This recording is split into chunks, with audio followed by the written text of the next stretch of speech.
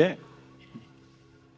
How about yesterday? I was away from the monastery yesterday, but I watched the most of the talk on YouTube, and I saw that you learned "Whenever I Wake Up," which is number 12. No, yes, 12. Happiness, and we can play a slightly different version of it, a slightly jazzier version.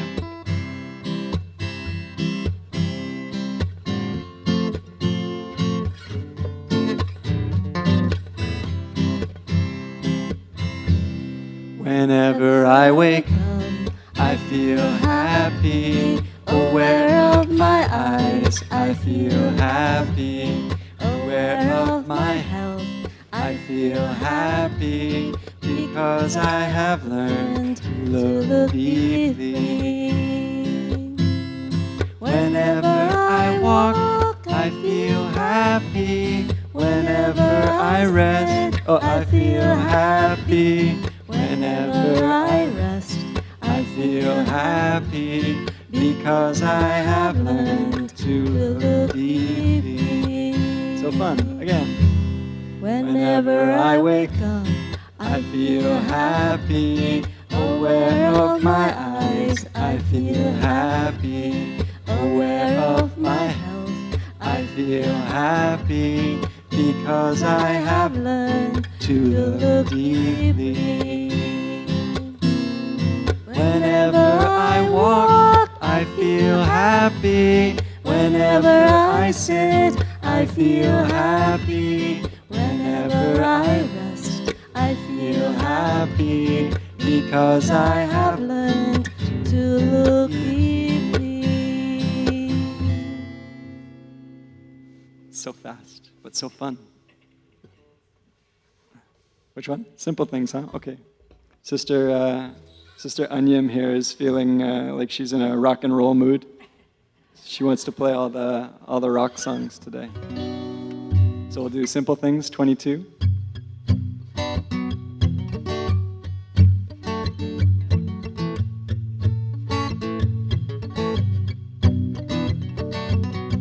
I get my joy from the simple things coming from the earth. I get my joy from the sun that shines and the water speaks to me. Listen to the wind and listen to the water. Hear what they say. Singing hey ya, hey ya, hey ya, hey ya, hey ya, hey ya, hey. Singing hey ya, hey ya, hey ya, hey ya, hey ya, hey ya, hey. I get my joy from the simple things coming from the earth.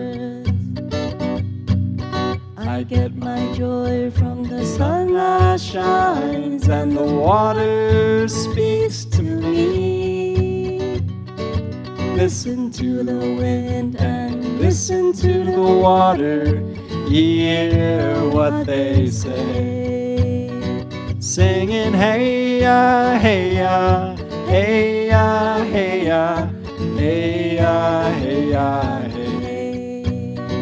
Singing hey ya, hey ya, hey ya, hey ya, hey ya, hey ya, hey.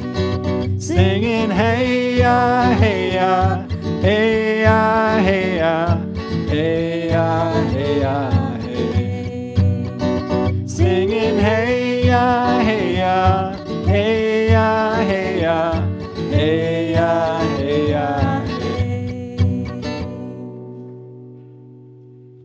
Beautiful. Maybe time for one more. How about number 11, Great Big Smile. It's kind of a call and response song. But we all sing the last line together.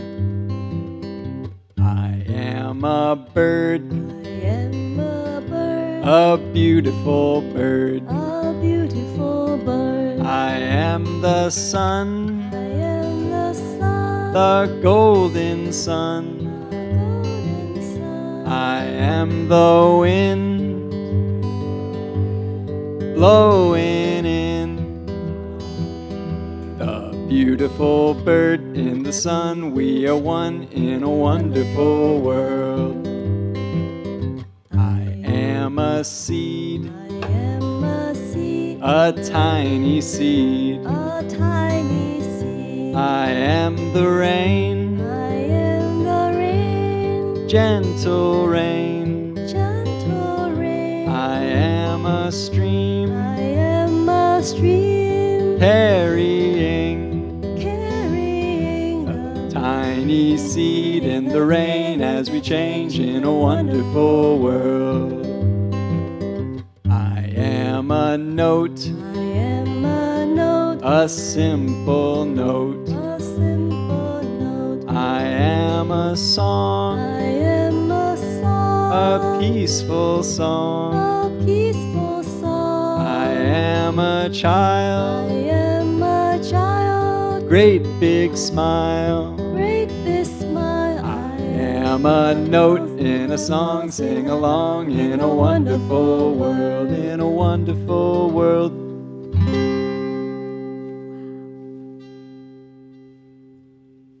Still waiting on a couple of our panelists, so maybe we have time for one more. How about number 20? Please call me by my true names.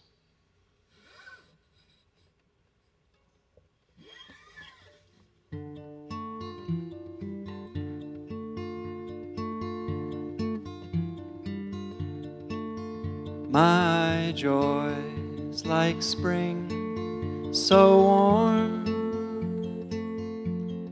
It makes flowers bloom all over the earth. My pain's like a river of tears, so vast it fills the four oceans. Please call me by my true names, so I can hear all my cries and laughter at once, so I can see that my joy and pain are one. Please call me by my true names, so that I can wake up and the door of my heart could be left open. Please call me by my true names, so I can hear all my cries and laughter at once, so I can see that my joy and pain are one. Please call me by my true names, so that I can wake up and the door of my heart could be left open. The door of compassion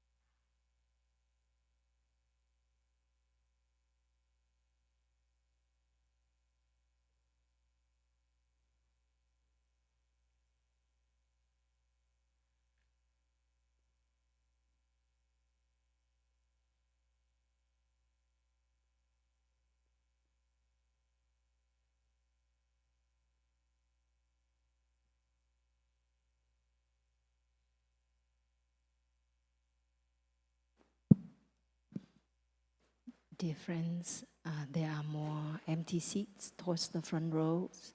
So if you can move forward, for friends who come later, they can have easy access. So if you can move forward, thank you.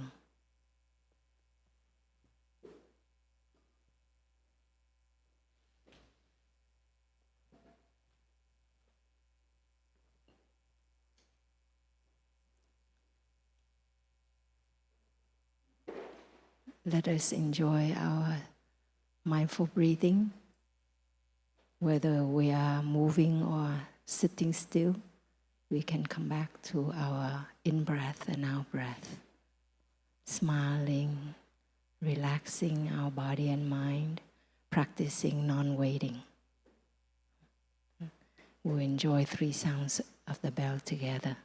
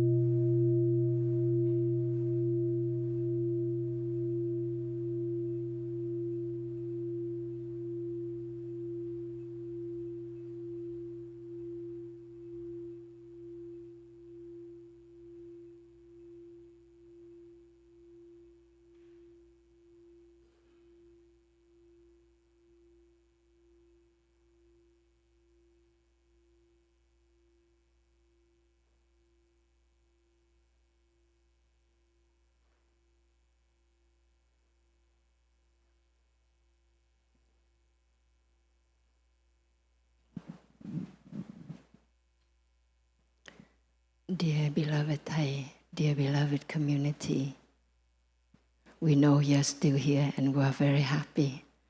Thank you for hanging in there with us the last few days. when it's so hot.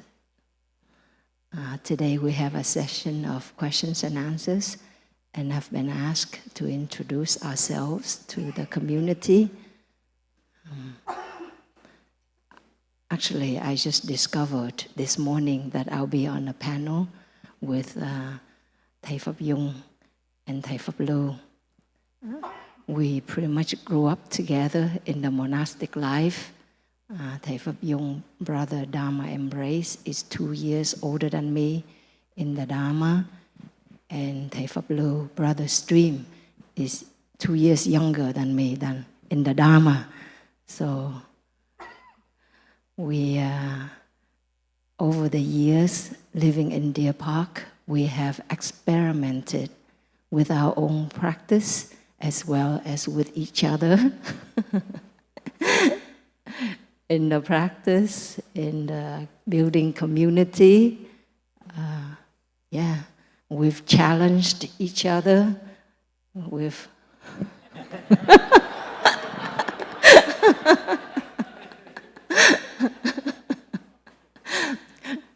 we've cried because of each other, and we've made up.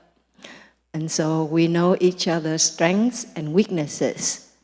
And we do our best to water the good seeds in each other. And we have also learned to not push each other buttons. And that's more or less successful, but sometimes we do. And we have learned to also forgive each other's unskillfulness. So to me, that's a lot to say about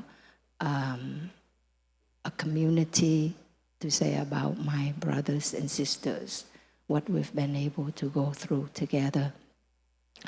So in that way, we've been using each other as a laboratory, doing research, making observations and making discoveries over the years. So we are here for you today to ask questions about the practice, about how to be a genuine, true scientist in your daily life. How can we apply the knowledge, the wisdom that we have gained from our own lives, from our own work, our own service, to benefit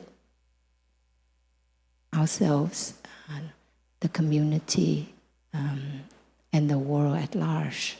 So please do ask us questions from the heart, and we will respond in the same spirit.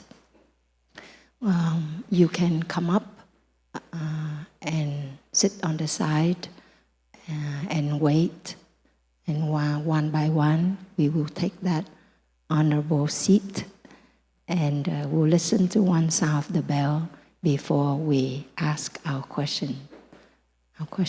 Okay, and the Sangha will breathe together so that we can be truly here, calm and spacious, so that we can touch not only what is spoken, but also the energy, the life experience, the practice experience of the community.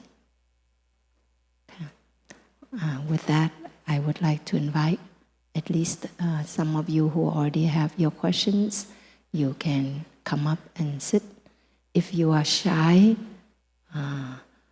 you can write down your questions, or if you want to ask a question for your loved ones who are very important to you, you can also ask for them.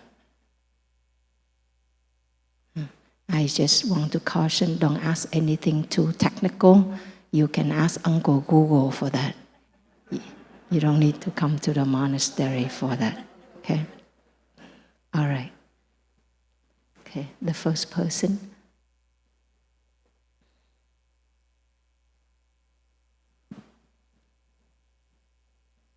We'll enjoy one sound of the bell together.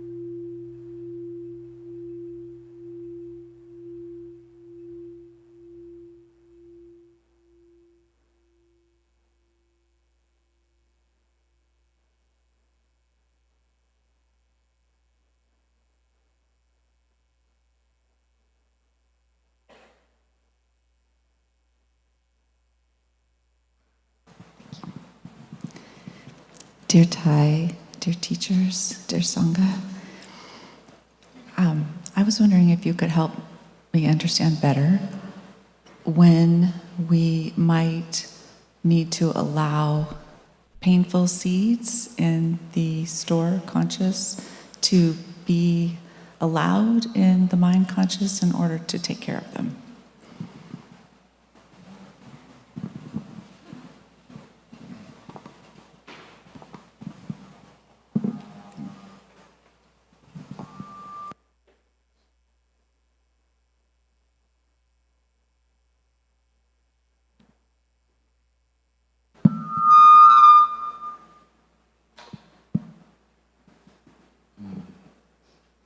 Dear Thai, dear beautiful family, so nice to see everyone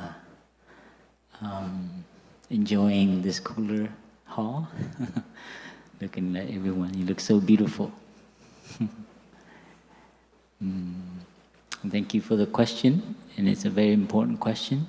And this is part of our practice. Sometimes we find healing and we find some stillness, but that's only one aspect of meditation. The other is to deal with our suffering, deal with things that are discomforting. And so sometimes our anger, our sadness can overwhelm us. But your question, when can we allow those things to be there, is when you feel you have enough joy, you have enough freshness, when you feel, somewhat balanced, and you feel happy enough. Not everything is going well, but so meditation, if you do it regularly, if you keep that as a regular practice, you have your personal regular rhythm that you stick to. Sometimes it's good to look during that time, during that period. It doesn't necessarily have to be in the sitting posture, but in that season, in that week, in that part of your life where you feel that you can handle that, then it'll come. If you are doing it regularly, kind of like meditating or keeping that awareness of looking deeply at everything you do, then things will arise. Like your pride. Why am I so proud? And it's so uncomfortable to look at that. Or like you always have to be the one that always says, so it's not just anger and sadness. It's all these other things that make us uncomfortable. And they will come up. And with mindfulness, we stop, we take a breath. And then you recognize it, and then you allow it to be there. The discomfort, longer than you normally do, which is you jump to the next thing, or grab a book, or get on the internet. If you've been doing it regularly, you'll know that that's our mechanism. When something is discomfort, we want to move, we want to leave, we want to distract ourselves. And sometimes we even sabotage ourselves. We're at the brink of actually, seeing something deeper about it. And my experience is usually very discomforting. You feel like you want to go another brother's room to drink tea with him, or find something, or even meditation. And if you practice long enough, you'll recognize the subtlety of that. And so in our mind consciousness, when it is spacious, when you have more room, you're not disturbed by a lot of things, like the news. If you constantly listen to the news every day, then your mind consciousness, your attention doesn't have enough space for the deeper stuff. And this is where I think the mindfulness in the McDonald mindfulness doesn't go very far, and it's been criticized because people are using it a little bit like just in that level, and not going and looking deeply at the deeper suffering. So it's kind of like just always relief and a kind of like stillness. But in meditation, we have to look deeply as well. And our teacher has a great metaphor for it. It's acupressure, right? Acupressure. You know, whenever you have pain, whatever the pain is, you kind of go, and it's so painful, right? But it's also so good, you know. So if you're solid enough, if you're fresh enough, if you're spacious enough, then your mind is not afraid of these uncomfortable things. And so this is a good sign. And what you do is you sit with it, and when you look deeply at it, there's some pain to it. If tears come out, if you feel, just stay with it. It's painful. It's like acupressure. And in that way, you allow yourself to be comfortable, befriend, and take care of it. Meaning, don't judge it. Don't shoot the second arrow. Don't do what your parents have done to you as a child, your siblings have done to you, other people have done to you. So you actually bring up all that discomfort, and I call it, you mature it. You become mature with it. You're no longer the adolescent, afraid of discomfort when things don't go your way. So I call that mature mindfulness. You actually can be with it there with some maturity. Because a lot of us were afraid, like anyone would, as we're growing up. And some of us, we continue to carry that adolescent with us. So our teachers say we do that, it's healthier. A lot of us, we practice to kind of, we call it repression, but it's also, sometimes we don't even know. Sometimes it's hidden from us, hidden. So our teacher, we share like that so it can circulate our mind. And you see this, and that's why you need a Sangha. When you live in a community, we see all your blind spots. And we try our best to kind of like, just because we live together, like my sister shared, we kind of rub each other, yeah? And it's a little bit uncomfortable, but it's sometimes what we need. So sometimes having a Sangha also helps us. So don't be afraid being triggered, but of course know your capacity, and also know other people who are in the community, their capacity, right? And so this is very important, why we need to take care of ourselves, to have a personal practice, to maintain a regular, this is what you can take back from the monastery, a regular rhythm, boom, boom, boom, and then when it goes, you're like, okay. And then that's the path of insight. So there's no shortcuts. Yeah. Thank you for your question.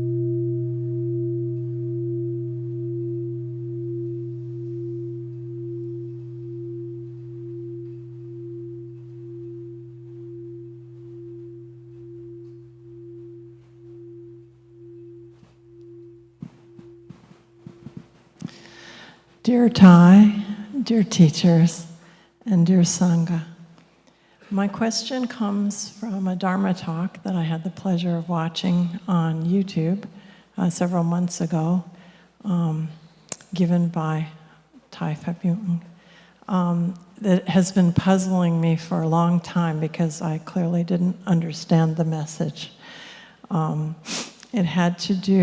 It started with a tea ceremony, and then all of a sudden, one of the cups of tea is spilled. And there's tea all over the table and on the floor. And the question was asked, how many of you think that someone should come up and wipe up this tea? And so many people raised their hand, and at home I raised my hand, being a mom and all that. And then there was more and more talk about why it wasn't necessary. I didn't really grasp it because I'm kind of a doer, not a beer, and I thought, I think there's a really important kernel in here I'm supposed to get, but I think it kind of went over my head. And then the question was asked again, how many of you now think that someone should come up and wipe this up? And very few people raised their hand, but I still kind of... So I'm really curious to know more about what I missed there and earn that kernel of wisdom.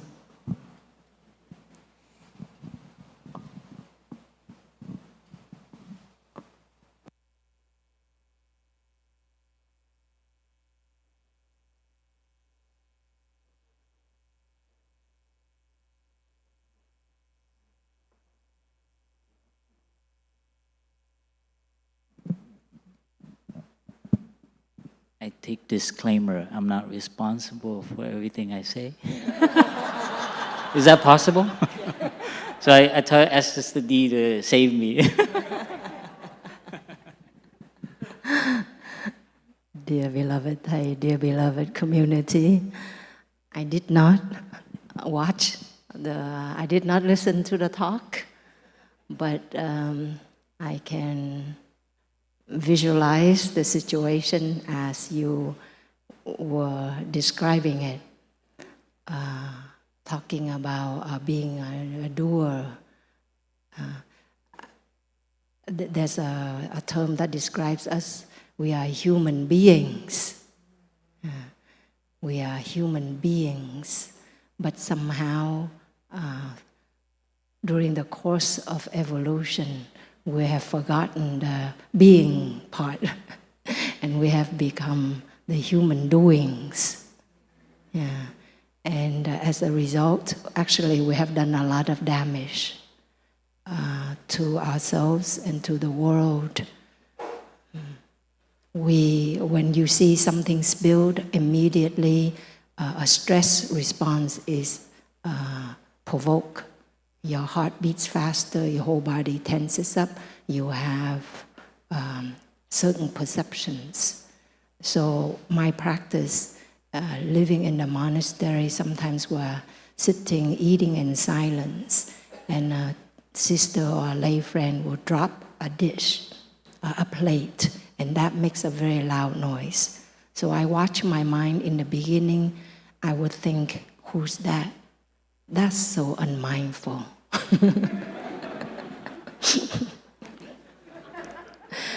So I learned over the years, when something is dropped, I just breathe and smile.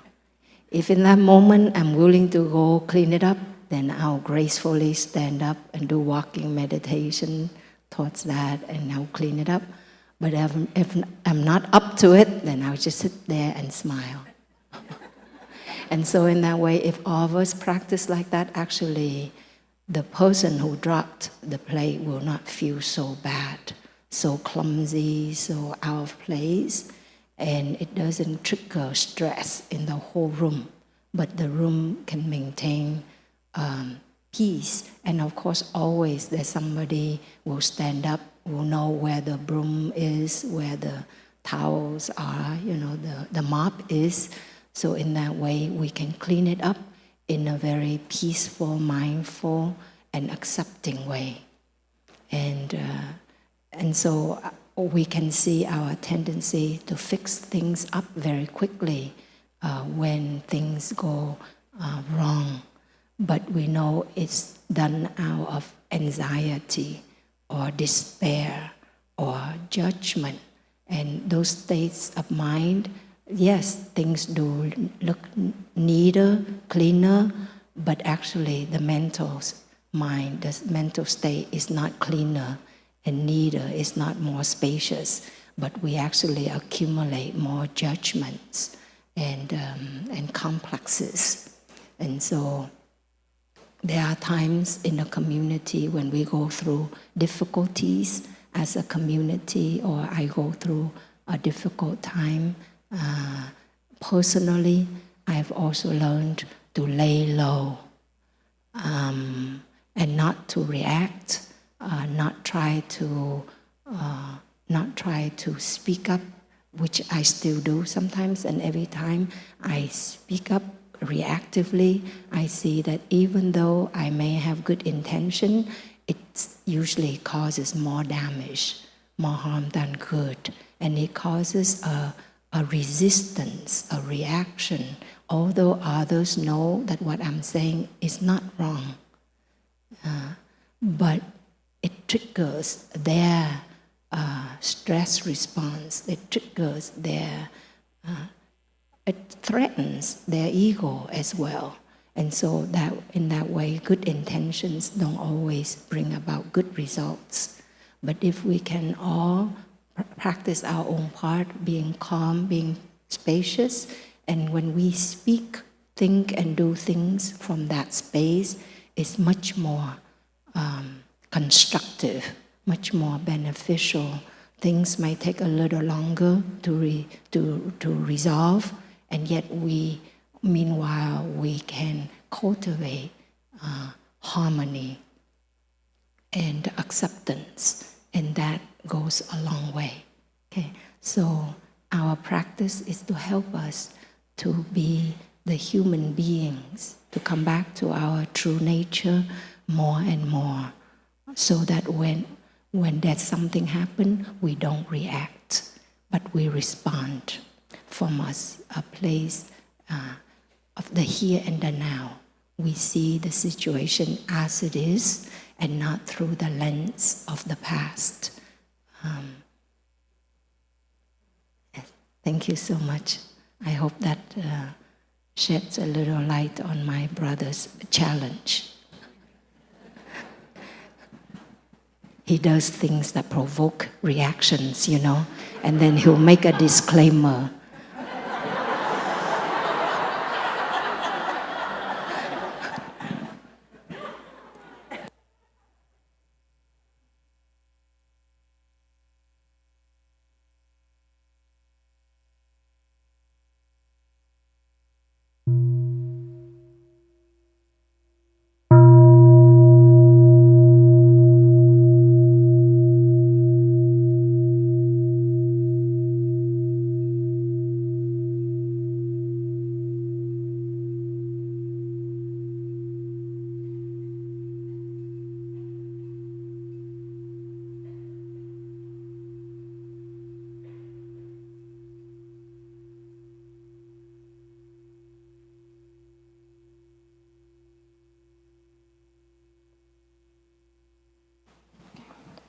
Dear Thai, dear teachers, dear respected community, a question that's been on my mind during this retreat, now that I've had time to think, and I'm not in my normal day-to-day life of action and reaction, is what's the purpose of life? Why do we live, and how do we find home again?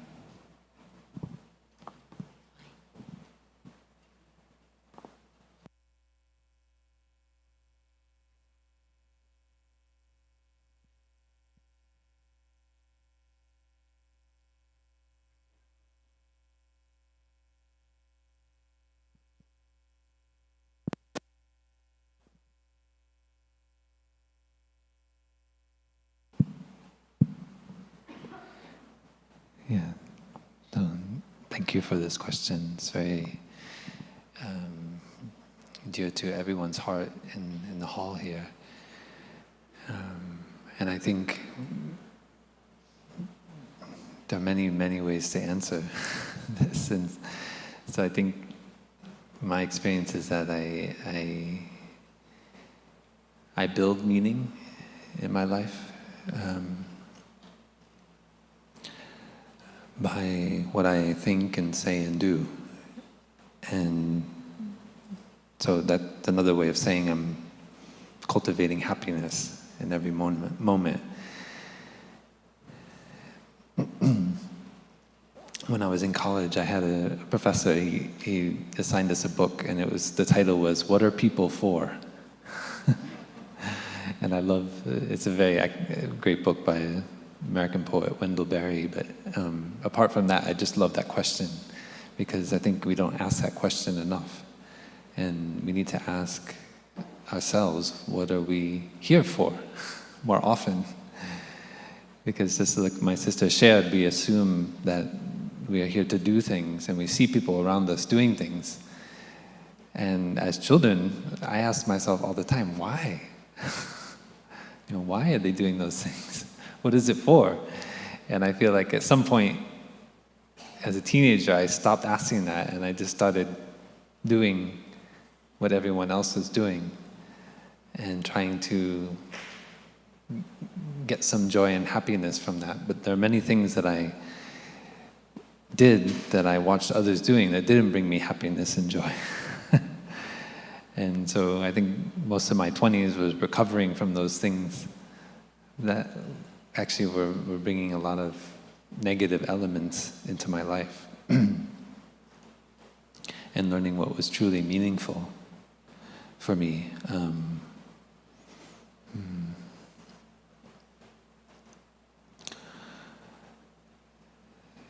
In some ways, I found the Buddhist path very helpful because it removed things. We talk a lot about removing obstacles, or letting go of attachments, or overcoming internal knots. Personally, I find that very helpful. Removing things so that I can see more clearly what really brings me joy. Because when there's so many things on top of one another, it's difficult to really understand what's bringing you joy and what's actually impeding your joy. So, in my case, I became a monk, and that really helped me to simplify my life. But if I'm not careful as a monk, I can make my life more complex, and I think that's my habit energy. I want to live fully the life of a monk, so I notice like the past 10 years of my monastic life, I want to get involved in everything in the Sangha life, and I see that makes me suffer and it makes other people suffer too. So I actually, from a very simplified monk's life, then I make it more complex. Not in terms of like necessary material things, but in terms of projects. And so Thai had this famous teaching from the Buddha that he liked to talk about, which is letting go of our cows. So there's a story of, there's various versions of the story, but one Thai used to tell is that the monks and the Buddha were sitting in the forest, and a man came running along, very exasperated and out of breath, and he said, "Dear Thai, dear Buddha, have you seen my cows? They ran away, and my whole life depends on those cows. All my hopes and dreams." Maybe he didn't give such a long speech, but he says, "Where are my cows? Have you seen my cows?" And the Buddha turned to the monks, and then turned to the man and said, "No, we haven't seen your cows. We hope you can find them." And the man went on. And then the Buddha, after the man had left, he turned to the monks and he said, "Don't you know you are the luckiest people on the earth? You don't have any cows to lose." And so one of our practices is to learn to recognize the cows in our life and see if we can practice letting go of those cows. And then my own experience is that usually we think if we don't have that cow, if we don't have that project, if we don't have that title or that responsibility, that our life would be meaningless. But actually I found it to be quite the opposite. The more we release our cows, the more we actually find meaning in what is truly important in our life. So my own experience has been of building happiness is actually by letting go of things of cows, of projects, of worries. And in one way I like to do it lately is I only I try as much as possible. Br.Phap and other brothers and sisters, they tease me, oh, you have a lot of ideas. They're good ideas, but they can make you suffer. And so I try to learn and listen to my community. And if I put out an idea and then I'm the only one who's enthusiastic about it, I try to let go of it. And just maybe it's not the right moment or whatever. But then if I see that, okay, other people are interested, like this retreat is kind of one of those, I mean, we've been doing these retreats, but if the Sangha is not interested, then you just let it go. But somehow if there's some people, oh, no, that's really nice, we should do that. And then it becomes the community that takes responsibility and not any individual. So I find that's kind of more like stewardship rather than being a shepherd. That, you understand? Yeah. So that's been my way of building meaning in my life, and you feel it. You feel. I mean, it feels. Maybe there's some ultimate dimension where you can just dwell happily in the present moment, and just be totally happy like that. But I'm aware that my happiness depends on the happiness of my community, and I get joy and happiness from helping others to find meaning, to find happiness in their life. It's very meaningful. I wouldn't see helping people to get money or make money or whatever. The other things, I just don't find that brought me happiness or other people happiness. You make a lot of money and then you're stuck, what do I do with my money? Which is another problem that a lot of people have. A lot of people don't have money, but a lot of people have lots of money and they don't know what to do with it. So, either way, you have a problem.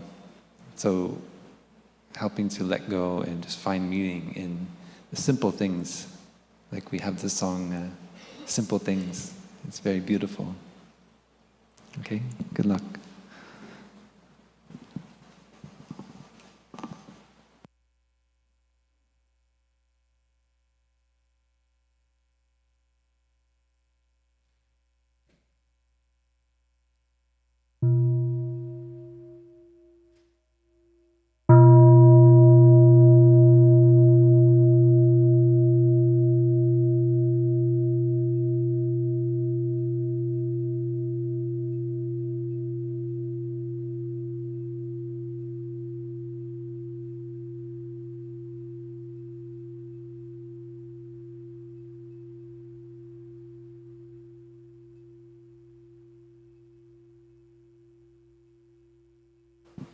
Thank you. Thank you, Thai, and teachers, community. I hope this is a straightforward and simple question, and if it's a rabbit hole, please forgive me. Thank you so much for doing this Q&A. I think it was the first day's teaching that the teacher mentioned the concept of an object, a non-human, non-animal object having consciousness. What now? A flower having consciousness, a piece of paper having consciousness, this microphone having consciousness. Please tell me more. I don't understand. I believe you, but I don't understand.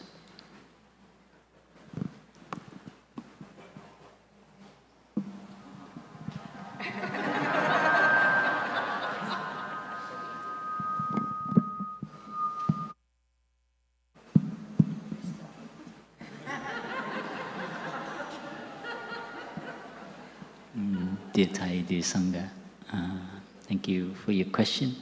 I wouldn't say I understand it, but it is a kind of practice to be humble about things that we feel have consciousness or not. It's just to lower our pride as a human species, that we're very proud that we are conscious and we are more evolved. And I think that's, for me, the aspect when I hear our teachers share about it. We had a science retreat, and in fact, it's a very beautiful conversation that our teacher has with another physicist. And he discriminated that humans, we have higher consciousness than a dog and a flower. And I just remember very clearly Thầy sharing with us that, when we look at the flower and we don't discriminate it as having consciousness or not, it has a will. It wants to live. It makes beautiful flower. It makes amazing shapes, and we can't do that. I mean, some of the greatest artists can't mimic sculptures, can't mimic some of the things that happen in nature. So it's a way, it's not about really, does it have consciousness or not have consciousness? But it's just to lower back a little bit the human pride and to look at things with spirit in it. That there's a spirit in that flower, whatever you call it. Because they debate a lot about whether it's sentient or not, right? So I try not to get caught in that. But my practice is to have respect for the bell, because it has an energy and it helps so many people touch their breath, their peace. And someone made the bell. And through their consciousness, their will, their love, they made it into this shape with this perfect sound. So it didn't just come from metal. It came from a love. The cushion, a sister probably sewed with gentle care to make the seams so hidden. And every thread. So there's mind in there. There's love in there. This floor, this building, the cushion we're sitting on. So we begin to don't get caught in the debate, but use it so that we practice to be humble as human species, and to look at other things in terms of what is behind that. Like a tree, its ability to make a leaf. I've been watching this guava tree, and it's just, it makes me humble, It's in this heat, and with a little care, it gives you flower even in the heat, And now it's fruiting, and I'm watching every fruit, and that is nothing less of a miracle than a mother having a child forming in her womb. Mother Earth is giving us such miracles, or even phenomena like watching the other day, watching the sun go down. We think that phenomena is it's scientifically just the earth rotating. But if you are open to magic, you can see that this is Mother Earth painting for you. And these specific clouds are there for you right in this moment. It's not a coincidence. We're all sitting there. And so allow a little bit of the irrational mind to allow magic to see that there's spirit in the world, not in the sense of does it it's but in terms of there's intention, and it makes our lives much more than, I'm trying to get to the bottom of it, right? And we do have that tendency. I do have that tendency. And through the practice, it's helped me look at material things and do not underestimate. Because you try to look around, like this place, Deer Park. When you walk around here, there are people who put energy here. It didn't just come from nowhere.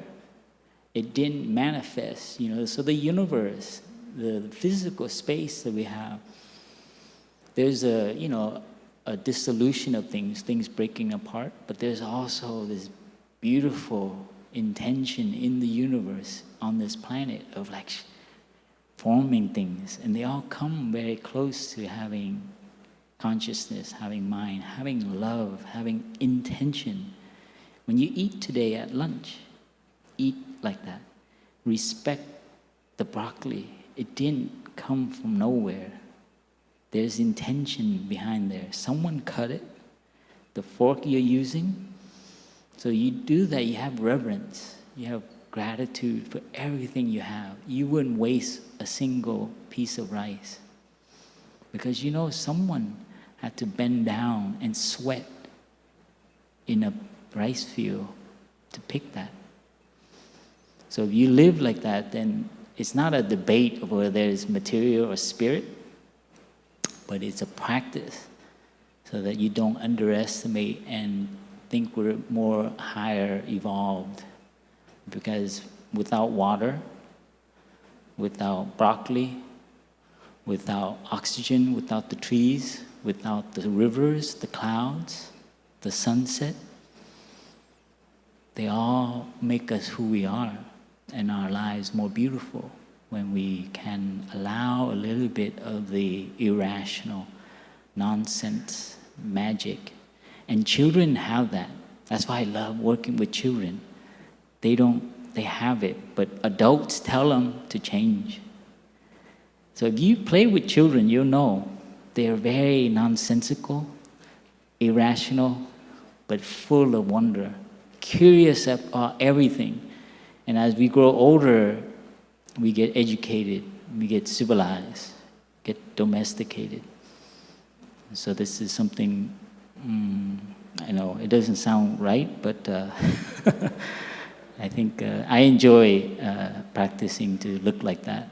It gives me more, it enriches my other part of my brain that wants everything to be in order and understood.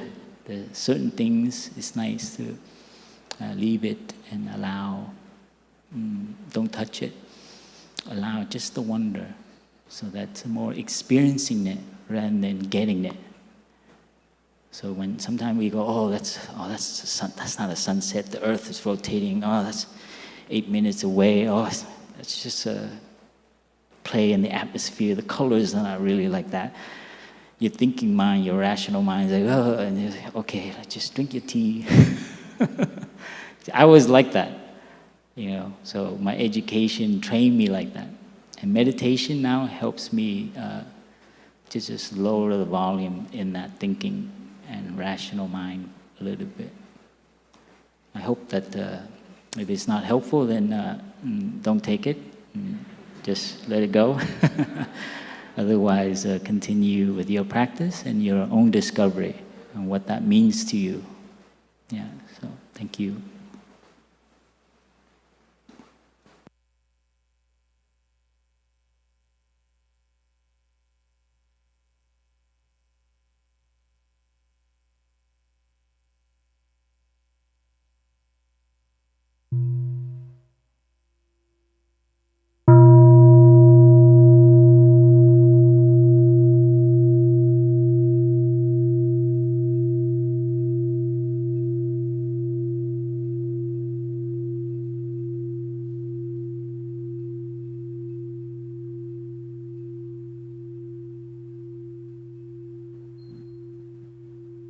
Dear respected Thai, dear respected teachers, and dear respected Sangha, I'm new at this and I have some confusion during meditation. I was taught to focus on my breathing during meditation and not to wander.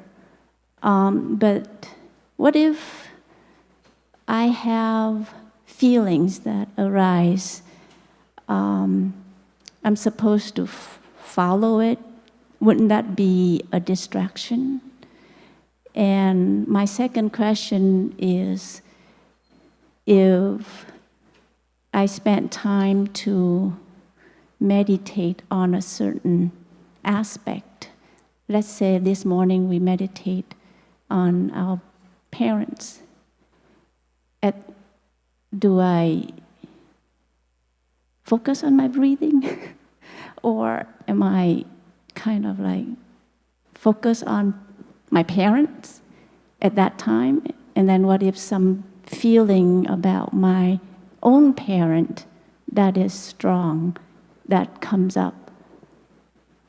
Then if I go back to my breathing, wouldn't that be a suppression of the feeling? So I'm a bit confused.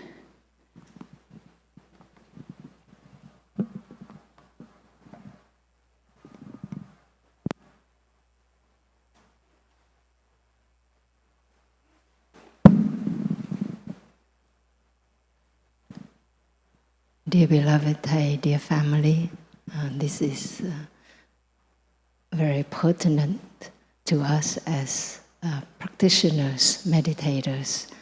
So one image that I find very helpful is looking at meditation as a bird with two wings.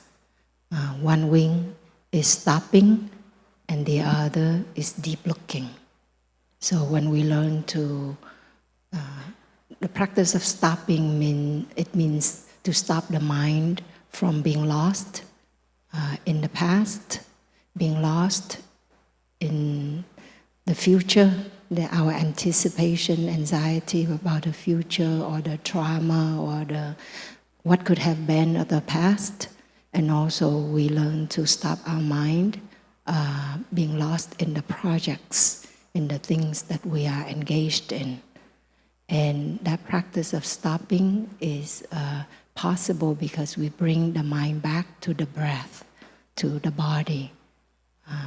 The mind is very elusive and abstract. Thoughts and feelings are abstract. We cannot touch it, see it. But the body, we can, when we are angry, we can feel the heat rising in the body. When we can feel the hands making a fist. We can feel the breath becoming more rapid, more laborious. So our daily practice of bringing the mind back to the breath, to the body, helps the mind rest with equanimity and spaciousness in the present moment, in the here and the now. So that's the wing of, one wing of meditation is stopping, and the other wing is deep looking.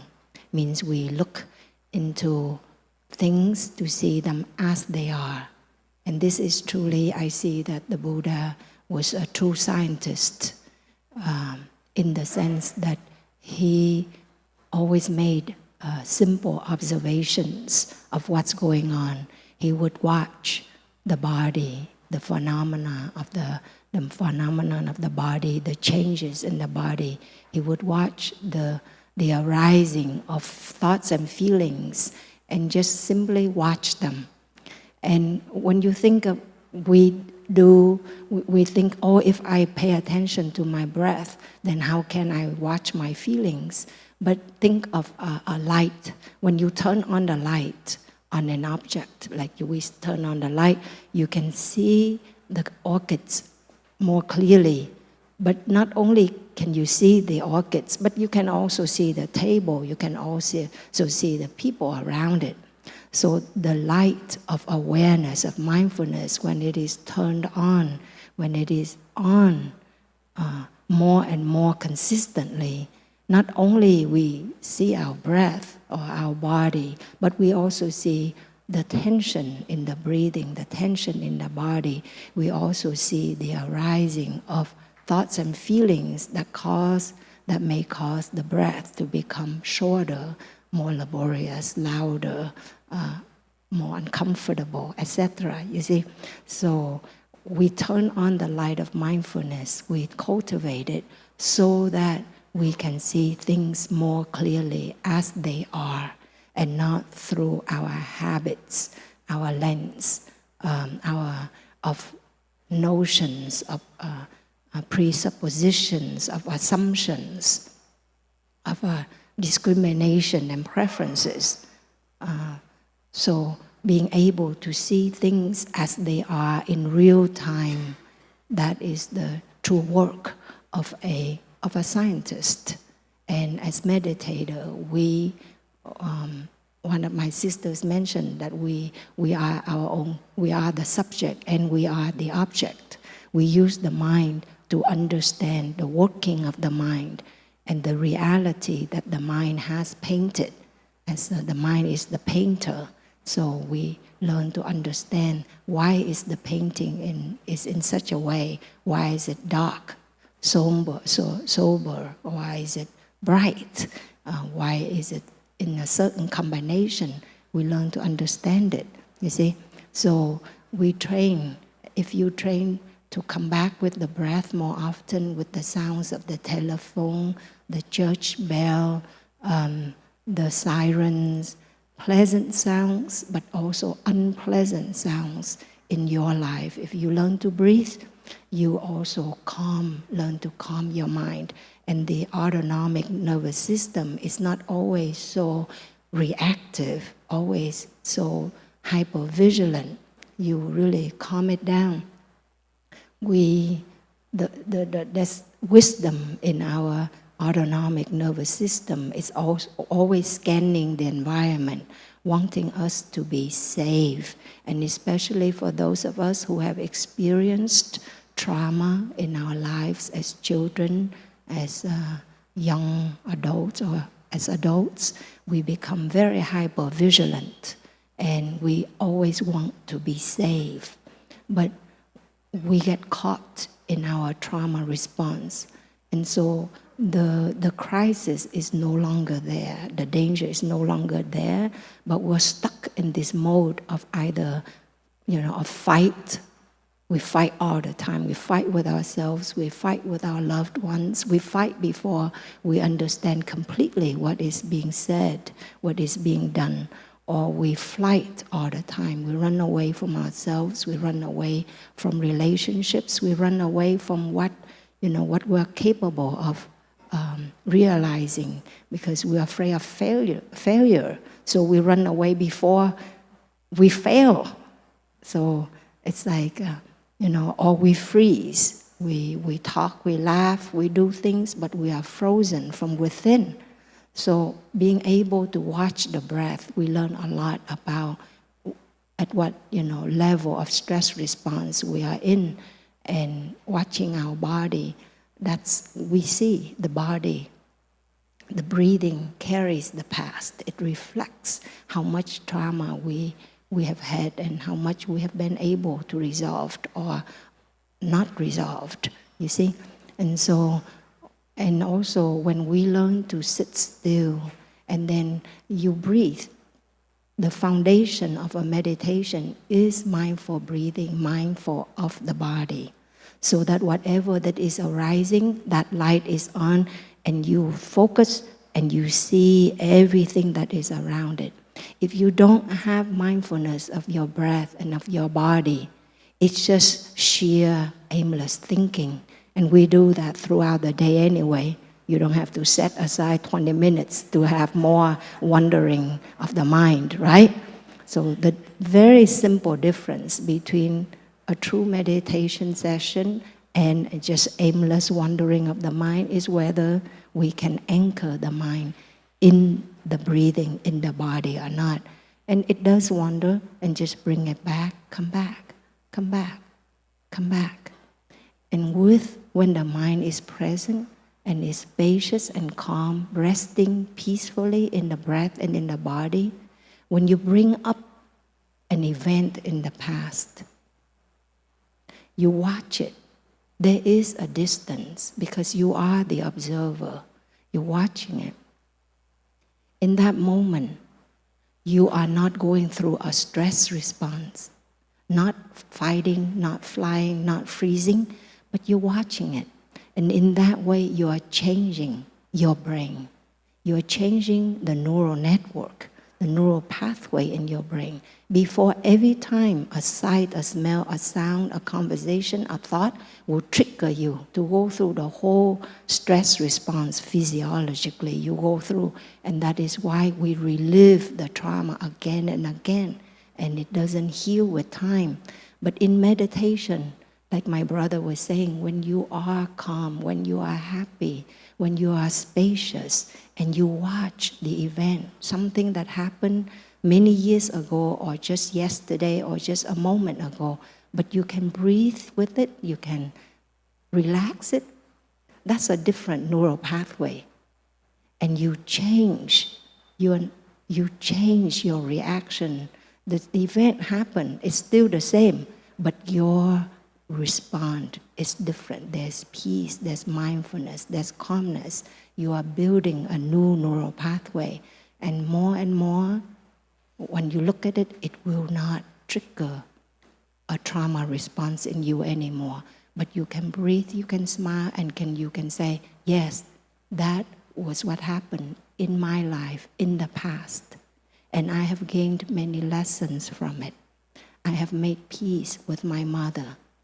Literally, I have made peace with my mother, who was physically, verbally abusive. I have made peace with my father, who was never present for me in my life. It didn't change the past, but it has changed the way I regard my mother and father. And now I can feel such empathy, such love and gratitude for them. And I can say, I practice for you, mother. I practice for you, father, because you live on in me. And I liberate you from the prison, from the hell of my own mind, who thought of you only in terms of suffering and darkness. And now I can think of them with gratitude and with affection and joy, you see? And so we change our trauma response. We change literally the way the brain is working. Physically, we change the brain. Chemically, we change the brain. Physiologically, and thus psychologically, we change the way we view the traumas that took place in our life, or the unpleasantness that takes place in every moment of our daily life. We can respond to it with calmness and equanimity, and so we don't generate further trauma to ourselves and always have to, I have to meditate to calm myself and heal myself, like chasing after our own tail. But we heal ourselves in real time, and that helps the foundation for us to heal the past. We don't have to heal every single thing that happened in our life in the past. If we take good care of the present moment, we will just see how the past happened. There was pain that caused by others, but we have perpetuated more pain. We have generated more unskillful thoughts and actions and speech towards ourselves and others. So we take responsibility more, and we take better care of our thoughts, speech, and bodily actions. And so they will resolve on their own in many ways. Thank you, dear ones.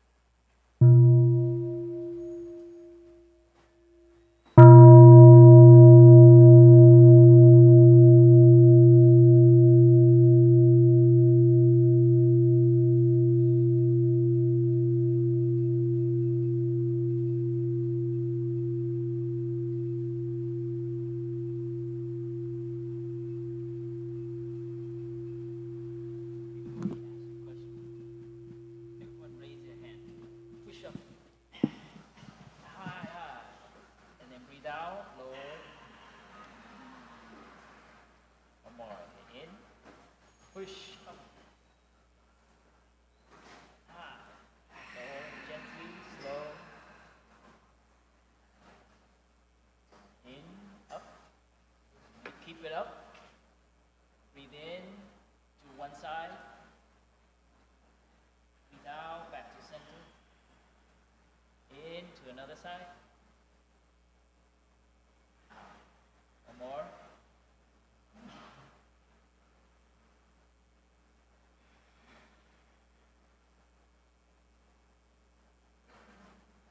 And drop. Roll your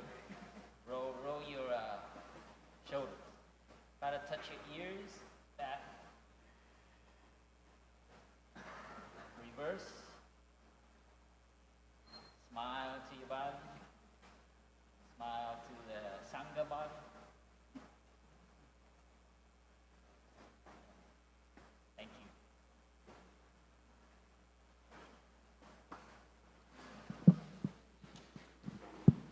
Hello. Dear respected Thai, dear respected teachers, and dear respected community. First of all, I'd like to say thank you for doing this Q&A. I've watched quite a few of Thai Thich Nhat Hanh's Q&As on YouTube, and to be able to experience this is a great opportunity. So before I ask my question, I'd like to give some context. So there's a fundraising table by the dining hall, and I had passed by it, and I saw this calligraphy that had said something like, "Find that soulmate within yourself." And that sparked something inside me, because growing up as someone who identifies as an Asian American woman, I've received like a lot of messages about who I am, who I should be, and what I should do in my life.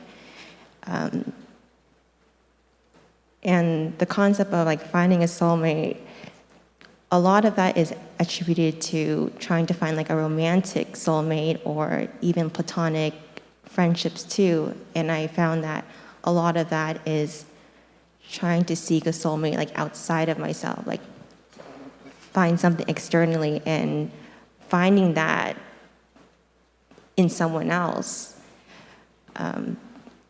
And so when I saw that calligraphy, it made me question, like, what does that mean?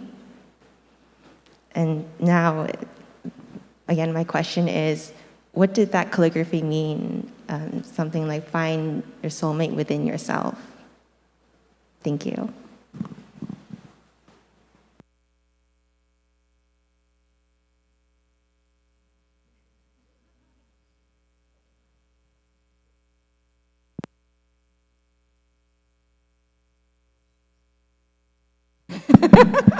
What does Sister D mean when she wrote, "Find the soulmate within"?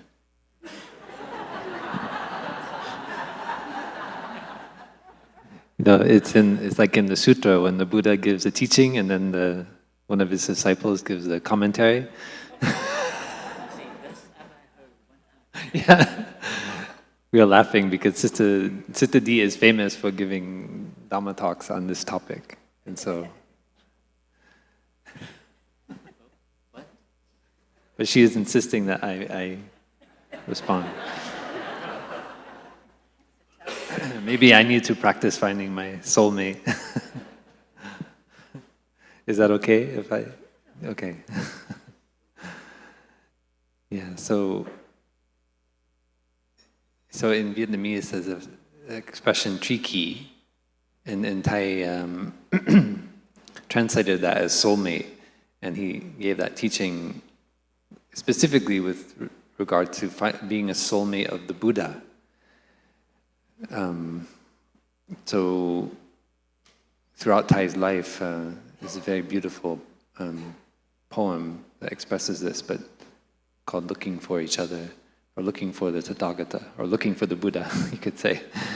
But Thai saw that he's so deeply moved since he was a young teenager by the Buddha's example, the example of his life, and he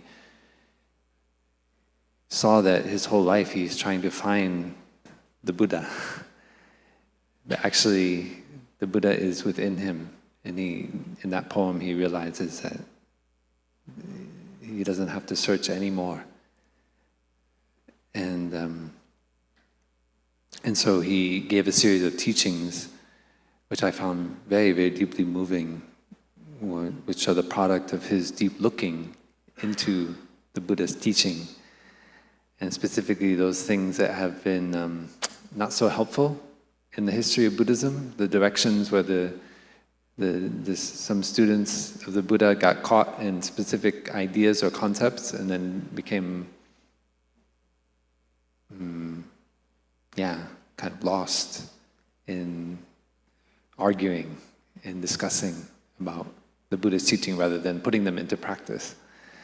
So that teaching, the soulmate of the Buddha, is is an invitation for all of us to be a soulmate of the Buddha. It means to really be true to the spirit of the Buddha's teaching and not get caught in just intellectual knowledge or debating about Buddhist teaching. Like my sister said, you can find the answer on Google. You don't have to come to the retreat. We come to the retreat to put the practice into our daily lives. So when he gave, and so the expression in Vietnamese, tri kỷ của Bụt, is the soulmate of the Buddha.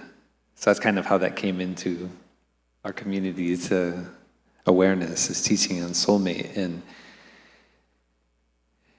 And as monks and nuns, we decide to leave behind romantic relationships. So we close that door. Sometimes Thai would say, as a monk or a nun, you close many, many doors, but you leave only one door open, and that's the door to freedom, the door to liberation. So, because one way of looking at it is, being a monk or a nun, it means you know, why can't you do that thing, or why can't you do this? So, most people come up here, and when they talk to the monk or the nun, they always have one other thing. It's like, everything is great about being a monk or nun, except this. And so that's a way of like seeing, that's the door that you want to keep open, right? And so part of the practice is it doesn't matter what it is, but you close those other doors because you're only concerned about one thing, and that's freedom. And that for me is how I practice to have a soulmate, right? It's am I being true to myself, to my own aspiration? So whether we become a monk or a nun, or whether we just take the 5 mindfulness trainings as a lay person, that is a practice of closing doors and centering our direction. Where do we want to go? What is most important? So tomorrow, when we have the ceremony for the 5 mindfulness trainings, of course, the content of the training is essential. That's what we're practicing. But the experience of going through it together, for me, before I became a monk, it was extraordinarily important. Here was a community that I deeply feel in touch with. In a sense, the community is my soulmate. So sometimes we say that as a monk or a nun, we become married to the Sangha. And that's helpful, because if we get in an argument with one person, then we have lots of other people we can go to. If you're married to just one person, I don't know. Hopefully, you have a lot of practice to begin anew. I always think it's so helpful sometimes with my brothers and sisters that we're not exclusively married to each other, because somehow the drama is much less. We can get upset at each other and then leave it for a few weeks, and then we come back and then everything's okay. But if it's, you're only with that one person every day, it doesn't really work. So let's leave it for 2 weeks. Let's not talk to each other, and then it doesn't really work. So in a sense, the community is our soulmate also. And I think that's very human. I think we are a very social species, and we should not underestimate the importance of community just because it's been economically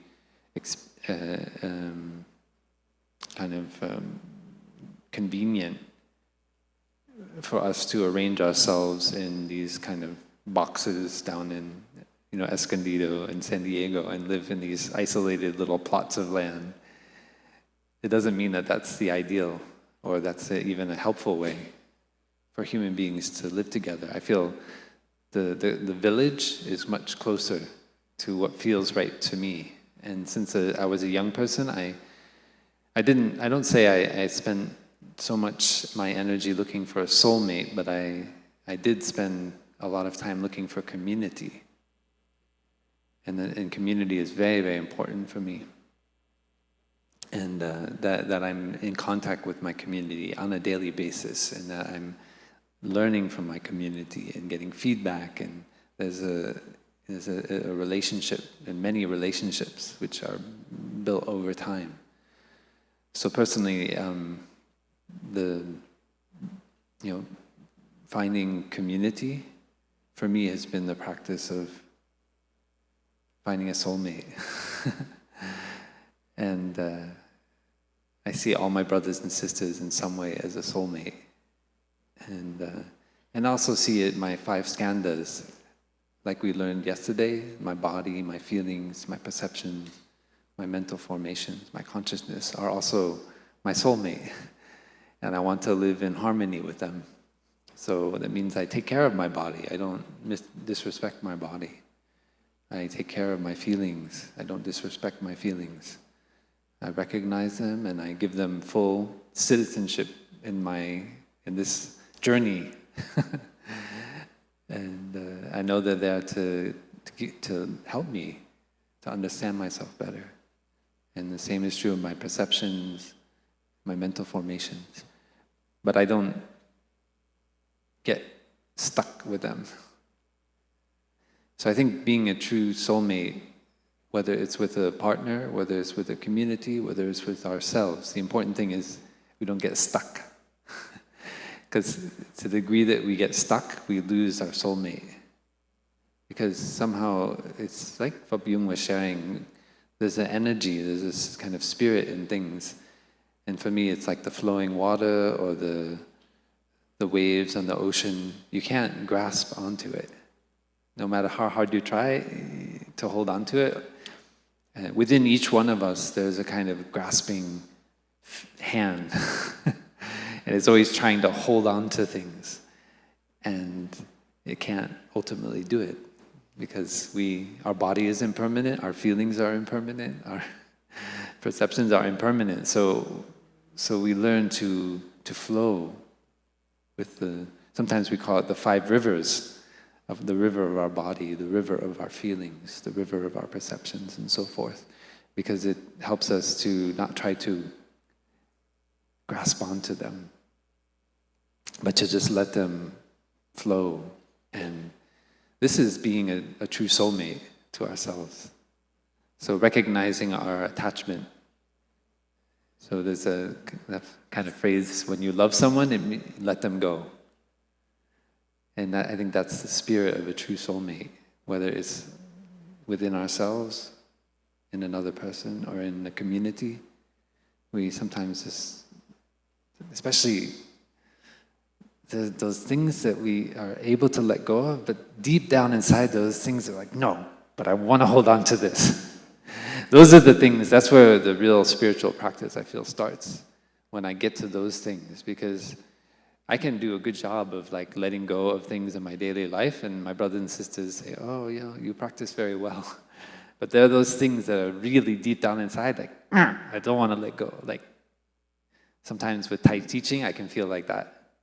And then I hear one of my brothers and sisters, and I'm like, and I feel stuck, and I want to react, because I feel like, oh, God, I could have said it like this, or, And there's still some attachment. And so am I attached to the form of Thai's teaching or the Buddha's teaching? See, that's one that I get caught up on. And so I have to practice to let go. To the metaphor of the raft, right? You come to the river and you might take I've actually done this. It's very fun. I recommend it if you ever try. I did it on the Connecticut River up in Vermont. I found a bunch of like logs and stuff that were driftwood and some rope by a place where the gutter kind of spilled forth into the river, and I made a raft. I spent half a day building a raft, because the Buddha talks about coming to a river and making a raft, so I wanted to actually do it to experience what it's like to build a raft, because I like to put things into practice. And so I built. This was after my first retreat. We used to have a monastery in Vermont, Maple Forest Monastery. And so I found all this wood, and I'm going to build a raft. And I built the raft, and I put my backpack on it, and actually slept on it. It was very fun.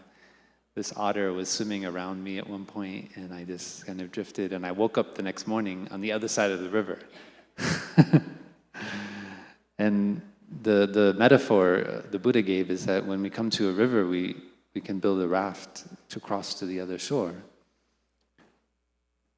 And when we're on the other shore, we might think, oh, this raft has been so useful. What if I pick it up and carry it on my back? In case I encounter another river, I can use it to cross that river. And so that we can have that attitude with the Buddha and the Buddha's teaching. So he said, my teachings are like a raft. So you have to eventually leave the raft behind once you get to the other shore. How much more so teachings that don't lead, the teachings that lead to attachment or... So I find that very helpful, and because the soulmate is not something we can grasp onto. It's only something we can experience. And when we have happiness, when we have joy, when we feel our lives have meaning in the community in which we live, in our family, with our colleagues, then we find our soulmate. But you can never kind of touch. It's not somehow, there's no, it's formless. And that's part of the practice of letting go, helps us to see that. Okay? Hope that helps. Yeah.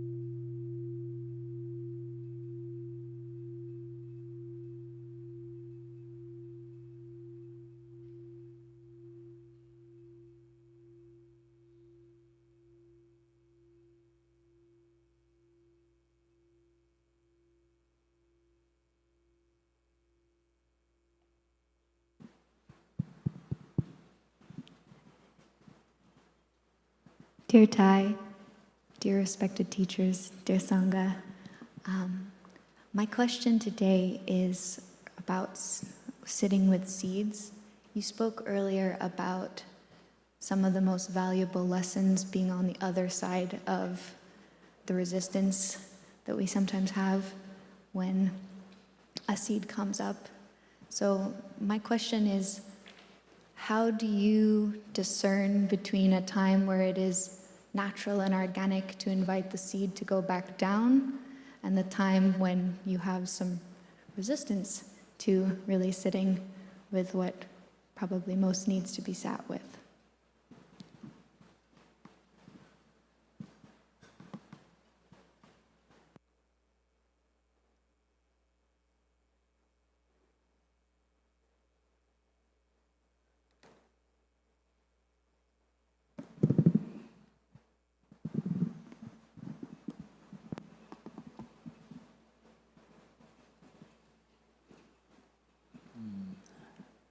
Dear Thai, dear family, thank you for your question. That's very practical. And sometimes we hear a lot in Buddhism, we try not to discriminate. And sometimes I like to poke around. I say, you should discriminate. People say, what? Meaning, like a farmer doesn't, have evil thoughts about weeds, but the farmer knows what to do to provide the best condition for the vegetable, the fruit that we want. That's just part of our process of what is edible and so on. So, our mind and the seeds, it's all very based on that organic process of farming or gardening. So that's a very useful... do you do gardening? a little bit, yeah. You should try to do some gardening. Join Happy Farm in Plum Village. Soon we will have one here. It's very helpful to take care of a plant, because you eventually do have to take out the weeds if you want your plant to thrive and give flower and fruit. And some people have a hard time, you know. In the Happy Farm, sometimes we do Happy Farm, and they're very idealistic. Young people come, and they're very, they just learn about Buddhism, and they suffer so much because we give them the weeding. They're like, do I have to do that? Oh. You know, like, oh, you know. Or like, you know, when you do carrots, you know, to get one carrot, you have to remove 9 carrots. Because when you plant the carrot, you put a bunch of seeds. And this is like, if you ever do gardening and you know, you don't do 1 seed, 1 carrot. It never works. And how many of you do farming? Is this your experience? I found that out. It's like you don't do 1, or else you'll never get carrot. But there's a point where they all come up, and you have to, I did it. I have to remove all these baby carrots. You're like, oh, yeah, right? So that 1 carrot can actually grow and fully, and you're like, what about the other carrots? Oh my God, you're discriminating them. You're killing them. Oh. You know, anyways, you got to go through that process. It's a very, so in our mind, it's the same. There are certain things that are helpful, and then there are certain things that are not helpful. And you have to discover what that is. There's certain qualities that you have that you think is helpful, but if you live in a community, you live with really good soulmates, they will let you know it's like, it's helpful, but not all the time. You see? And so this is the seeds, right? So it's very helpful. And so the more you practice, the more, so that's why equanimity and mirror awareness is so important in our practice. Because we have a lot of hidden biases towards what is good and what is not. And so when we discriminate, it's actually not a very good discrimination. So if you're a practitioner, you will know how to discriminate more skillfully. And that is the practice, is to know, okay, sometimes this is helpful, but not now. So there's always that, okay? So when you take care of it, when certain things come up and you feel, and the more you practice, like I said, you'll become more like you know yourself, and you limit your capacity, your boundaries, and your capacity. So as you continue to practice, you kind of sense yourself, and it's through making mistakes. And this is the thing, as practitioner, please don't be afraid to do that, make mistakes, because that's exactly what will know, that will give you a hint of your capacity and your boundaries. And we're so afraid to like upset someone, go apologize, get some input. It's like, how could I have done it better? And in the Sangha, this is what's useful to live with a bunch of soulmates. Because if they're really your soulmates, they'll let you know. There's some strengths that you have, there's some weaknesses. But within the weakness, it's also nice to have them. In your strength, it's strength, but not all the time, please. You see? So that's to say that it's not always clear that okay, just to have this grow is good. You know, sometimes it's good. And so this is where it's not very clear, like the farmer, like all I want is pear trees. When you live in the community, sometimes you need an apple, not a pear, because of the situation. And this is what Phap Lưu is saying. As you become more mature in the practice, you even let go of the idea that this is good or bad. Meaning that it is good sometimes, and sometimes it's bad, but it's actually good for you. So the suffering is actually, you got to go through it. So it's not always like, don't be afraid of it. Does that make sense? So when you get to the point where you don't discriminate, doesn't mean you don't discriminate, but you're very careful not to be holding on to it. It's like, oh, this is the good quality of me. You know, why don't people recognize this, right? Then it's not a good quality anymore. Right? It's the nature of grasping. So what you think is good, if you grasp, it's no longer good. When it's bad, you hold on to it. You know how to be with it. It's no longer bad. It makes you more humble. When you suffer, you're much more humble. When you're weak, you don't speak a lot. You're very careful, right?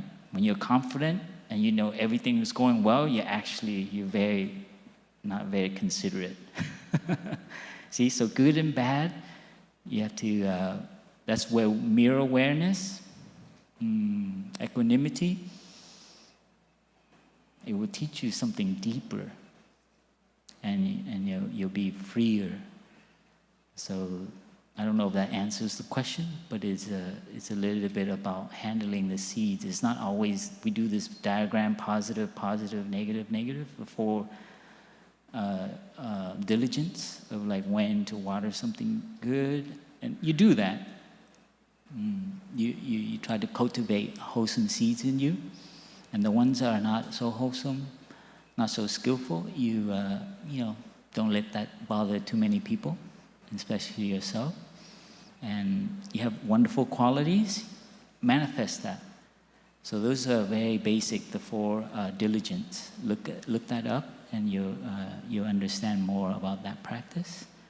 But here I share with you here in terms of more generally about knowing what is good, what is bad.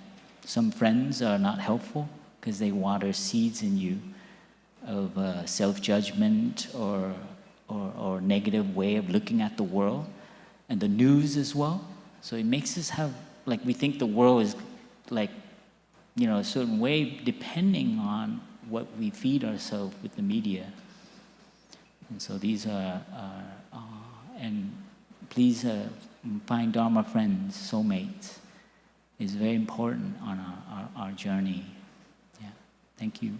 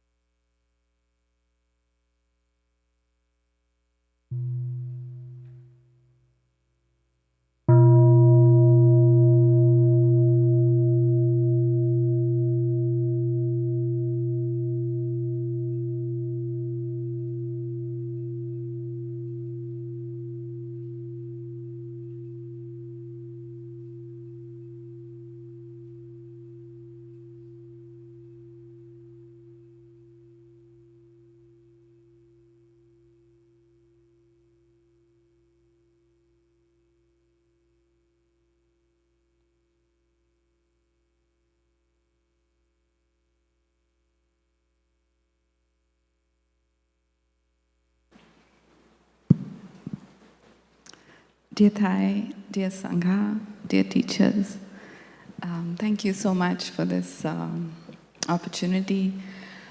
My question is about money.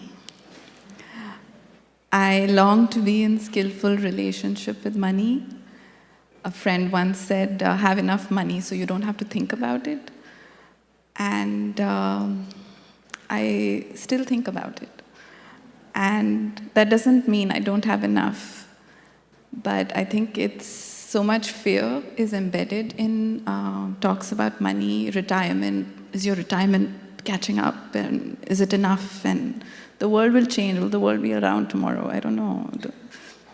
So I, as part of my practice, became the steward of the finances of my Sangha.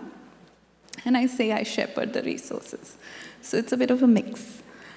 So I long to be in skillful relationship, and I think for myself answer the question, how much is enough?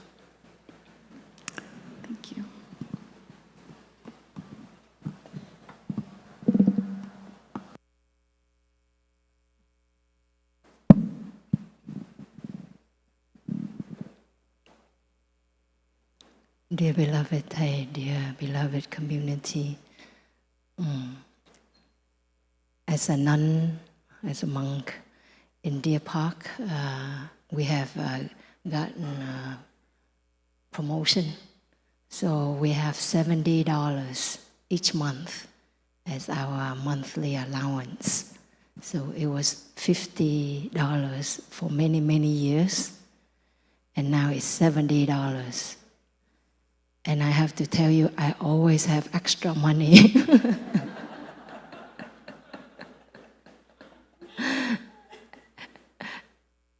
Whereas when I was a lay person, as a college student, as a medical school student, as a doctor, I was always worried if I had enough money in the bank. So it's definitely enough when we know that it's enough. And that is true also with ourselves. Are we enough? It's not just money, do we have enough, but are we enough? And our daily practice of being our own soulmate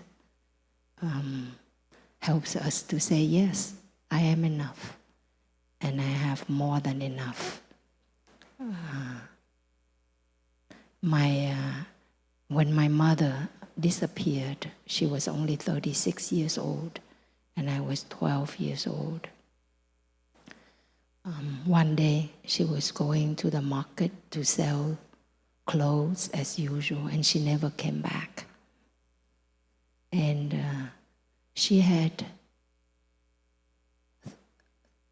2 tons of rice in the house. She had enough lard, from a pig, fat lard for us to use for a year. She had enough soap for us to use over 2 years. And my mother was a very hardworking person. She was born, during the Vietnam War, was a victim of the Vietnam War. And so she experienced poverty. The whole country did. And so, understandably, when she was able to make some money, she saved and saved and saved, because she wanted to make sure that she would never have to face hunger, and that her family, her children, would not have to face that poverty again. And so as a practitioner, I recognized that seed, my mother's seed in me, how I was always worried that not only that I didn't have enough, that I was not enough. And to learn to acknowledge, recognize those fears and anxieties when they arise, those tendencies to hoard, to accumulate things, and to see the roots, the root cause. It's very liberating to see that I'm doing this not just because of me, I, myself, me, who's doing this, but this is my mother doing this. This is the Vietnamese people who have gone through 1,000 years of war, And so it's very humbling to see that. And the practice of being a soulmate, when I discovered the meaning of the word tri kỷ, tri means to remember, to know, to master, and kỷ means oneself, to remember oneself through our own breathing, how we're breathing, and what's that reflecting, our feeling of anxiety, of insecurity, to know when they are arising, and to also breathe and calm them down, to master them. That is to be one's own soulmate. Whatever that is arising in us, we can breathe, we can relax, we can say, I'm here for you, I love you, In the practice, I've learned to say, I love you to myself. I never could do that before. Nobody ever said that to me. And even if they said that to me, I didn't believe it because I didn't have it in me. So if somebody said it, I would think it was not true until we practice to sit there, to be there for ourselves and say, I'm here for you. I'm listening to you. I'm learning to use loving speech and deep listening with myself, with my 5-year-old child, with my mother who's passed away, over 40 years now. Then that's when we feel, oh, I can be here. I can sit with what is. And it gives us a deep sense of ease, of confidence. We can say, I'm whole, and I'm enough. Whether I have, just a few sets of clothes, if I have just $70 and no bank account and no car, nothing, and yet I can feel at peace with what's happening, what was happening in my life, what's happening now, and whatever the future holds. I know I can take care of it. I can face it with peace, with equanimity. And that kind of security, money cannot give us, possessions cannot give us, a marriage cannot give us. Social security, cannot give us that kind of confidence that I can face whatever was, whatever is, whatever will be. I can be with it. That is a kind of true security. And we also learn to be safe to ourselves. Earlier I was saying the autonomic nervous system always scans the environment. Am I safe? Is it okay? But I've also learned to realize, even when the environment is completely safe, like in this monastery, I have not been safe to myself. When I think negatively, I'm releasing neurotransmitters, I'm releasing chemicals, hormones in my body that cause stress, that will eventually end up with physical illness and mental illness. When I say and do things that are self-destructive or that are unbeneficial to others, I'm not safe to myself. I'm not safe to others. So I think in our practice we need to ask the question more often, not is the environment safe? We have to ask, am I safe to myself? Am I safe to others? Am I cultivating safety towards myself and others? So we take more responsibility. I travel. I was just in France recently for almost 2 months. And it's just struck me, the suffering is everywhere for teenagers. I worked with teenagers a lot, and they share a lot of suffering, just like the teenagers that we work with here. And many young people, for example, suffer from sexual abuse. And, it's so painful to see a child, a 16-year-old share. Her grandfather, before he passed away, only 2 weeks, she came to visit him. And he was touching her inappropriately. And she was so dumbfounded, she couldn't even move. She was just frozen on the spot. And he passed away 2 weeks later. But she's carrying that pain. She hasn't been able to tell her parents, anybody. But she's so confused. This is a grandfather she loved and, respected. So I see now the legacy he leaves behind is this trauma for his granddaughter to carry for the rest of her life. And so in our daily life, we need to tend to the trauma that we have experienced, that our ancestors have experienced, the seeds that are unbeneficial, the habits that are self-harming and others harming, we need to tend to them and to transform them. That's very, very important, so that we don't end up perpetuating that pain. We ourselves, we cause pain to ourselves, and we cause pain to each other, you know.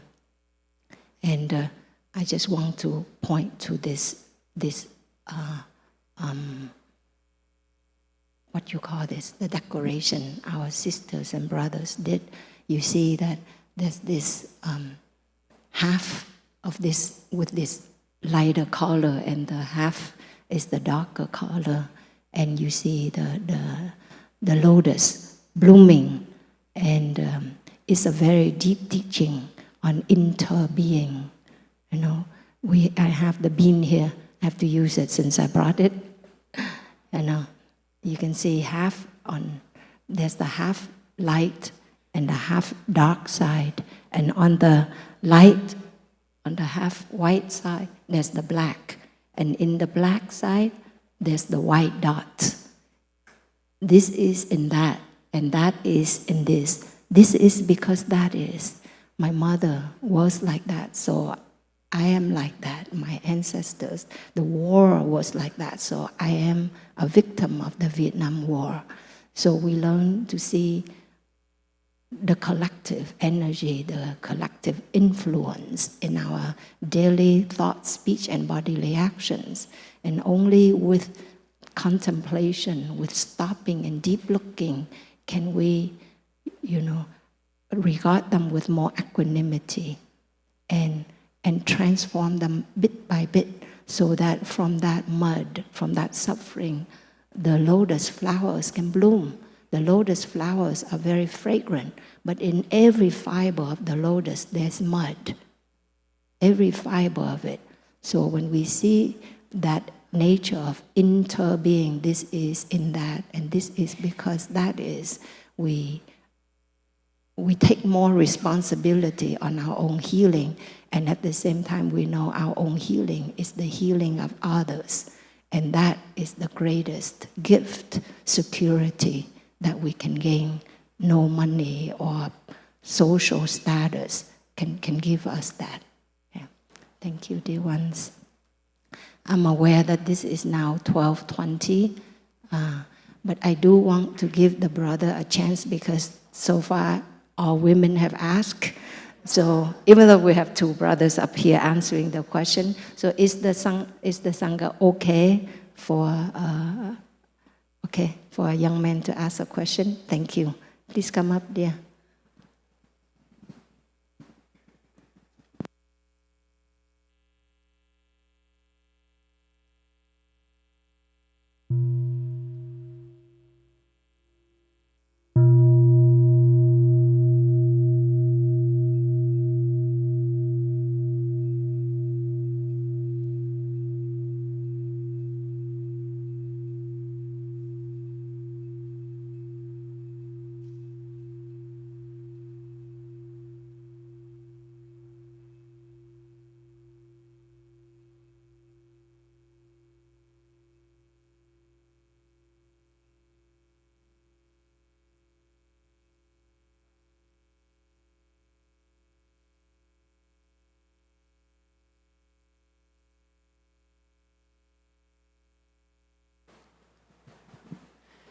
Dear Thai, dear respected teachers, dear Sangha, my question is going to have a little bit of context, so it might take a minute or two. But my question is about the theme of the retreat, the Buddha the Scientist. I was introduced to Buddhism and became a practicing scientist around the same time. About 18 years ago now, and I was always struck by the parallels between the two, and I thought the Buddha was, one of the best scientists. And I later kind of started to wonder whether those parallels were entirely random. And I started digging into the history of science and the history of contact between East and West. And the thing that I read in the in the textbooks was that science originated in the 17th century. There was the Renaissance, the rediscovery of Greek philosophy, and it's led to the Age of Enlightenment. But if you kind of double click on the Greek philosophy, it turned out that there was actually contact between the Buddha and those Greek philosophers. So evidence that the Buddha actually influenced the development of science, in short. And that was as Alexander the Great went east, there was contact between this specific philosopher, Pyrrho, and Buddhist philosophers, and he brought back 3 marks of existence. He brought back equanimity. He brought back, not holding on to views and instead focusing your inquiry on things that are observable, which was kind of revolutionary, to say, I don't know, and to focus on what you can investigate and to focus on cause and effect. This is because that is. And I see, the Four Noble Truths as being all that Buddhist teaching is basically an exposition of the Four Noble Truths, and that the Four Noble Truths are about cause and effect. There's, what do we care about? We care about suffering, we care about the end of the suffering. Well, what are the things that lead to those things? So the question, to try to bring that to a point of practice, it would be, we're trying to find the middle way. And so we take one of the components of the Eightfold Path, like effort, right effort. What is the middle way in terms of effort? And I know that Buddhism is maybe a better scientist, but can science make us better Buddhists? Is, if we think about things through the lens of cause and effect, can cause and effect thinking help us find that balance?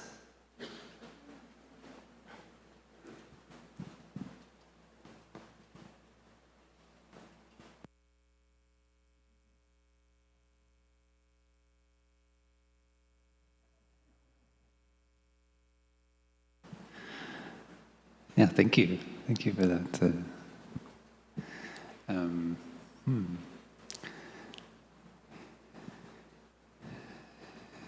So, yeah, I see Tai, our teacher, he deeply wanted to invite scientists to come and go on retreat so they could have an experience of the practice. And I think that is a key for any practice. Our friend, what is your name? Cyrus. Tiger, okay. Shared about a teaching called the middle way, which means you don't get caught in extremes, like good and bad, a little bit like Phap Dung shared. And that's actually for an embodied practice. It's not just for just thinking, it's for seeing where we get obsessed about things, attached to kind of dualistic ways of seeing the world. And so we practice come back to our breathing, for example. That's the practice of middle way teaching. It's because it's very difficult to get caught in your breathing. So the breath is always coming and going. So that's a way of kind of getting us out of our extreme ways of thinking and doing things. The reason Tai wanted scientists to come was to help them to, first of all, not to burn out. So we do retreats for teachers, we do retreats sometimes for healthcare workers, and this retreat for scientists primarily is to help scientists take care of themselves.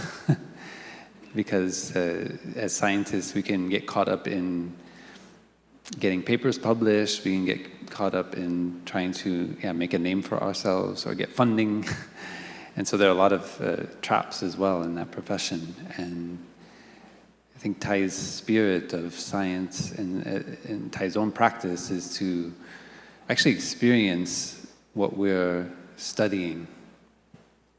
So that's its inspiration for this theme, is to see, okay, we don't just research this for the sake of furthering scientific knowledge, but we want to understand ourselves.